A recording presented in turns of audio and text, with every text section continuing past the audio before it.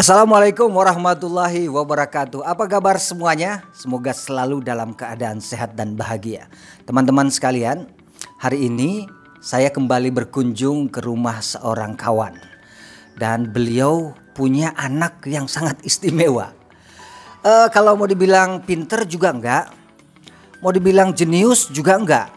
Cuma dia bisa melalui pendidikan S1, S2 itu dengan predikat cum laude dan juga dengan berbagai macam prestasi-prestasi baik di tingkat nasional maupun internasional.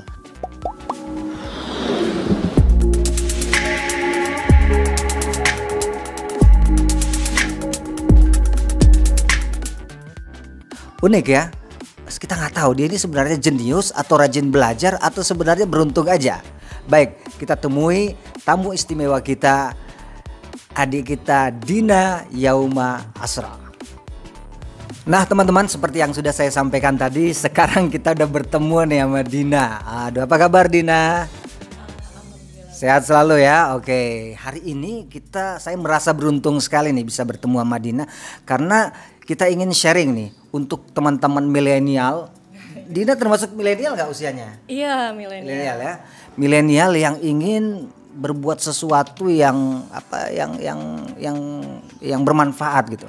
Pingin berprestasi dan juga pingin melakukan hal-hal yang positif. Oke, dipegang Dina deh yang pegang. Oh iya. Oke. Dina, tolong cerita dikit kuliahnya di mana, S1 di mana, S2 di mana, Dina. Ya, sebelumnya usia. Oke. Terima kasih Om sebelumnya udah diundang di YouTube Om Mukhlis ini. Ya, asik banget nih bisa ngobrol langsung sama public speaker yang handal nih, YouTuber. Jadi yang belum subscribe silakan subscribe. Ya. Nah, perkenalkan diri, saya Dina. Sebenarnya udah bilang kuliah udah lama banget Tom. Jadi dari IPB Fisika, jurusan Fisika, S2-nya juga Biofisika, masih Fisika juga. Kalau umur ada jangan deh Om ya, apakah milenial lah, milenial. Tapi yang pasti itu S2 saya dengar lulus dengan predikat cum laude ya. Iya. Berarti kan itu belajarnya luar biasa gitu ya. Iya. Iyalah pasti ada belajarnya. Oke, ngambil jurusan apa? Fisika. Tadi sebelum kita online nih, kan cerita dikit, ternyata sebenarnya niatnya nggak masuk jurusan fisika ini. Iya. Istilahnya ibarat salah jurusan, tapi justru bisa berprestasi. Gimana ceritanya? Nah, iya jadi ceritanya waktu tahun 2013 ya, waktu aku masuk itu emang lagi yang namanya senam PTN Om. Jadi kan yang rapot gitu kan ya. Jadi rapot, terus disuruh milih jurusannya apa, univnya apa. Nah ketika itu aku bingung nih. Tapi adalah salah satu guru aku bilang di SMA, ya udah jurusan keduanya mah bebas, yang penting jurusan pertama. Akhirnya karena bebas, ya asal-asalan keklik lah itu fisika dan masuknya ternyata kedua. Dan ternyata masuknya malah yang di jurusan kedua. Iya gitu. Iya. Terus nggak nyesel gitu akhirnya? Nyesel, stres, itu kayak semester 1 bener-bener yang kayak pernah gak sih Om kayak belajar sampai muntah-muntah, sampai mau jedotin ke dinding saking stresnya. Karena juga dari SMA-nya yang nggak terlalu, maksudnya beda sama teman-teman yang lain mungkin yang udah sering ikut olim, sering ikut lomba-lomba yang sains gitu kan. Aku kan nggak kayak gitu, tiba-tiba masuk ke sana jadi kayak stres banget awal-awalnya. Tiba-tiba justru mendapatkan banyak prestasi di situ, gimana ceritanya? Apa yang terjadi gitu? Dari mulai stres yang pemuntah-muntah, tiba-tiba dapat sesuatu yang luar biasa gitu.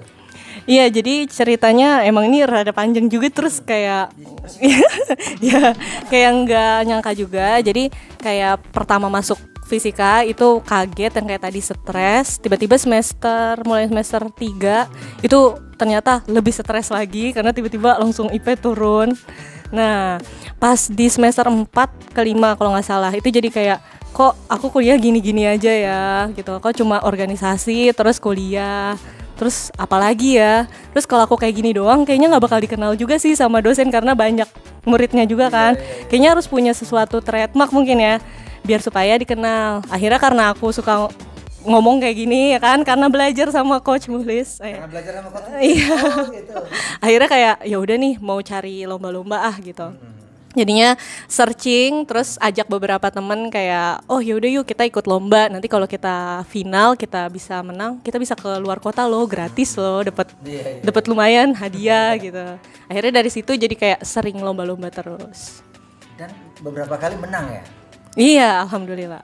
Bahkan sampai ke luar negeri juga menang ya? Nah, iya. Padahal dari jurusan yang dianggap salah pertama. Iya. Tunggu, ini kan lagi kuliah. Terus banyak lomba-lomba, apa kuliahnya nggak terganggu? Iya, jadi kayak kuliah alhamdulillah kayak dari dosen tuh support, dari kampus juga support. Jadi kayak kalau ada lomba, ya nggak apa-apa. Yang penting nanti kita mengejar ketertinggalan materi kita sendiri gitu, dan kita bisa mandiri lah gitu belajarnya. Jarang masuk loh selama kuliah. Iya, jarang masuk di semester itu. Iya, jarang Tapi masuk. justru berprestasi di luar ya. Iya. Bisa cerita sedikit apa beberapa lomba-lomba yang cukup prestisius lah yang pernah diikuti baik di dalam maupun di Iya, sebenarnya yang paling berkesan banget lombanya itu waktu ikut Smart Engineering Physics Week. Jadi itu di Surabaya.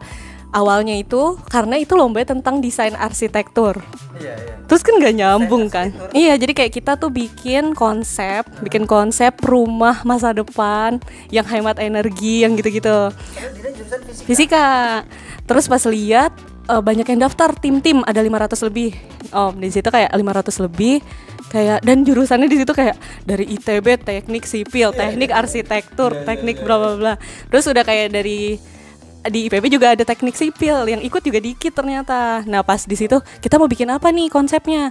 Nah, karena tim aku satunya pinter jago matematika, satunya jago gambar, jadi suka, emang dia tadinya mau masuk arsitektur terus nggak jadi. Terus akhirnya karena aku juga suka nulis, ya udah kita bagi-bagi nih, kamu ngitung bagian energinya, kamu bagian bangunannya, yang ini belajar gambar, aku yang nulis. Akhirnya dari 500 tim sekian akhirnya disaring jadi tinggal ratusan.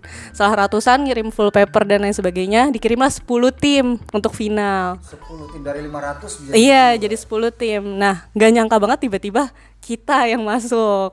Sementara yang lain pas lagi di final itu semuanya anak teknik-teknik itu. Kita doang yang anak fisika murni gitu kan.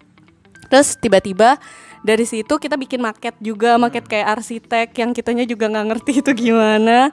Dan tapi enaknya kita karena kita belajar fisika juga, dan aku juga baru nyadar ternyata, oh karena kita anak fisika nih, jadi kita bisa masukin rumus-rumus tertentu.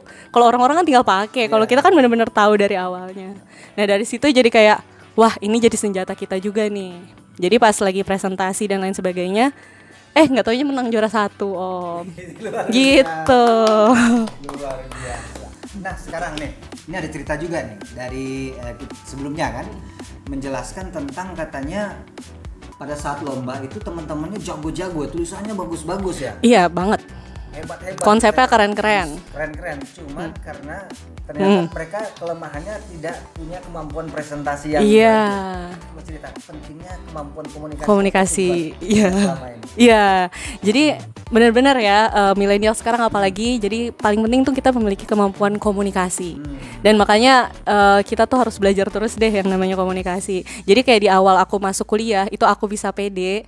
Itu karena seenggaknya pas presentasi aku beda sedikit lah. Jadi kalau yang lain kan mungkin yang di sekolah juga kayak gitu kan, slide presentasi langsung tulisannya gitu. Kalau kita kan udah belajar teknik-teknik, jadi kita tahu nih presentasi yang menarik seperti apa. Dan juga ketika waktu lomba itu tuh konsep yang lain pada bagus-bagus, hebat, dahsyat. Tapi ada aja yang waktunya kelebihan, pendahuluannya kelamaan, slide-nya gimana-gimana. Akhirnya yang aku kira menang, yang konsepnya bagus, tapi ternyata dia kalah. Jadi kayak komunikasi itu kayak nilainya kalau di lomba LKT itu kayak paling tinggi gitulah ya. Jadi sekalain konten yang kita buat gitu. Belajar tentang komunikasi, belajar tentang presentasi. Sebenarnya Dina ini termasuk orang yang jenius atau karena rajin belajar? Kok bisa begitu kuliah kan selalu nilainya mantap lah ya. Cum laude itu kan nggak mungkin, orang yang belajarnya biasa-biasa pasti rajin banget gitu. Emang ada tips untuk teman-teman cara belajar yang bagus di antara kesibukan? Iya, jadi kayak awalnya kalau fisika dibilang fisika susah. Jadi kayak tipsnya sih aku kayak lebih berkawan juga sih sama yang bisa. Jadi jangan malu nanya. Kayak misalnya aku kenapa juga di tim misalnya lagi lomba aku juga narik yang bisa ini bisa itu gitu, karena aku tahu akunya kurang di sini. Jadi aku butuh partner yang bisa bantuin aku di bidang yang ini yang aku butuhin. Kayak gitu. Jadi kayak dulu juga kayak ngerasa kalau sendirian nih bakalan susah juga, jadi mau nggak mau harus minta ajarin dulu kayak ke kakak kelas, ke teman-teman yang lebih pintar. Abis itu aku belajar sendiri, tapi emang aku rada susah nih Om, jadi kayak baca sekali, bukan tipe orang yang belajar sekali langsung paham. Jadi kayak waktu itu kan buku juga tebal-tebal semua, bahasa Inggris semua kan. Jadi kayak udah baca 5 kali pun gak paham-paham. Nah bedanya aku sama yang lain tuh kayak gitu. Jadi kalau yang lain tuh kayaknya baca sekali kok langsung paham ya. Kalau aku tuh harus berkali-kali. Dan di berkali-kali itu baru paham gitu. Oh ternyata kayak gini. Gitu. Sekarang boleh nggak kasih tips ya buat adik-adik kita yang milenial yang sekarang ini ya sedang masih belajar ya, masih berusaha untuk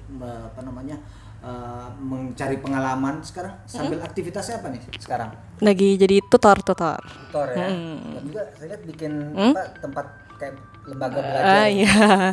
Kayak buat adik-adik. Oke, bisa sedikit kasih tips ya buat adik-adik kita. Ya, tips-tips buat anak milenial sekarang yang lagi pada jadi mahasiswa mungkin ya.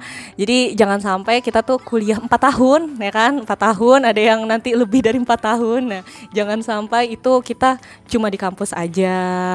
Lihat-lihat lah, jadi kan kita bisa punya teman dari univ lain. Terus juga ambil-ambil kesempatan, karena dari situ kita banyak belajar hal-hal yang baru. Jadi kita nggak sempit gitu, jadi nggak di situ-situ aja. Dan itu banyak banget sekarang, mau infonya ada di mana? Lihat aja di Google ya kan. Mau lomba apa misalnya, pada suka apa. Ini nggak harus akademik juga ya Om. Jadi kayak non akademik pun juga banyak. Dan kalau di kampusnya banyak yang bilang juga, Kak Dina banyak nih infonya. Aku di kampus aku nggak ada apa-apa lah. Aku juga cari sendiri gitu kan. Aku juga cari sendiri. Jadi nggak ada alasan. Pokoknya selalu memberikan yang terbaik, mau di akademik maupun non akademik. Dan kalau mau ikut lomba tuh nggak harus selalu yang di bidang keahlian kita. Iya. Ternyata bisa juara 1 mengalahkan 500 kelompok se-Indonesia. Itu kan luar biasa sekali ya. Iya. Baiklah, wah, sukses selalu Kak Dina. Mudah-mudahan bisa menginspirasi adik-adik kita. Amin. Baik, terima kasih teman-teman sekalian. Itulah tadi bincang santai kita dengan Kak Dina. Mudah-mudahan menginspirasi kita ya, bahwa sebenarnya kita nggak harus jenius-jenius amat, kita nggak harus hebat-hebat amat, cuma punya kemauan, terus rajin bergaul, berinteraksi dengan orang lain, pandai berkomunikasi, ternyata hasilnya bisa luar biasa ya. Baik, terima kasih, sampai bertemu kembali, mudah-mudahan ini menginspirasi kita. Assalamualaikum warahmatullahi wabarakatuh.